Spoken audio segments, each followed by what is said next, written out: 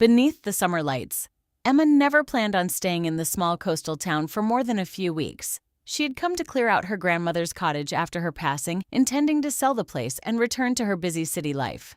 The cottage sat near the edge of the beach, surrounded by wildflowers and weathered fences, filled with decades of memories she wasn't ready to face. On her second morning there, she met Sophie. Sophie owned the flower shop across the street. Every morning she arranged colorful bouquets outside her storefront while sipping coffee from a chipped blue mug. Emma first noticed her laugh before she noticed anything else. It was warm, effortless, and somehow impossible to ignore. "You're the granddaughter from the cottage, aren't you?"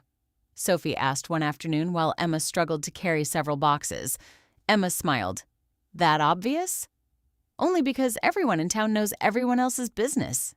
They laughed, and somehow a 5-minute conversation became an hour, then another and another. Over the following weeks, Sophie became Emma's favorite part of every day. They walked along the beach after sunset, collecting seashells and sharing stories neither had told anyone else.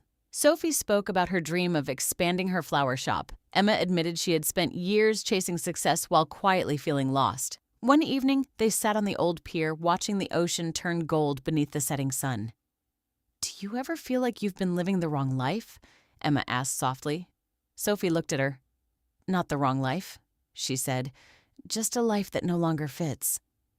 The words lingered between them. Emma turned toward her. The wind carried the scent of saltwater and wildflowers, and before either of them could second-guess it, Sophie reached for her hand. The touch was gentle, certain, perfect. Emma's heart raced. For the first time in years, she felt completely present. Neither of them spoke. They didn't need to. When Sophie leaned closer, Emma met her halfway. Their first kiss was soft and unhurried, framed by the sound of waves below the pier and the fading glow of the sunset.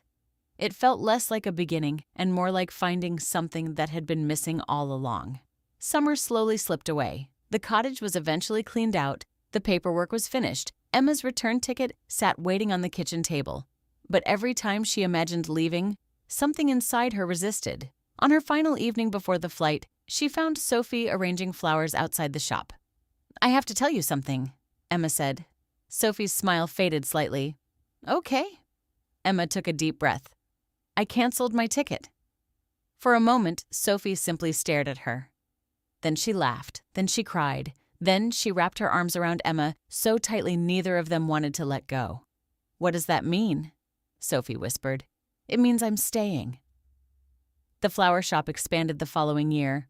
The cottage remained in the family, and every summer afterward, tourists would often see two women walking hand in hand along the shoreline at sunset.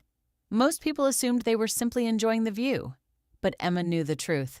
She wasn't looking at the ocean. She was looking at Sophie. And after all those years of searching for where she belonged, she had finally found home.